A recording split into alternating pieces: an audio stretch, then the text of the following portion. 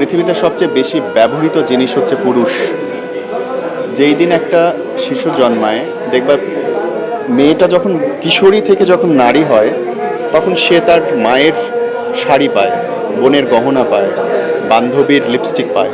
আর একটা ছেলে যখন বড় হয়, তখন বাবার ঋণ পায়, ভাইয়ের দায়িত্ব পায়, স্বামীর কর্তব্য পায়।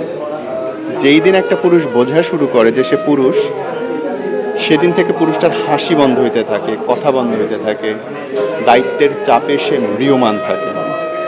এবং এই পুরুষকে যখন একটা নারী খুশি করে, আনন্দ দেয়, সেটা আসলে তুলনা হয় না। কিন্তু আমাদের দুর্ভাগ্য যে আমাদের পারিবারিক বোঝাপড়া এত কম যে আমরা ওই আনন্দের মুহূর্তগুলো কম পাই, দুঃখের মুহূর্তগুলোই বেশি পাই।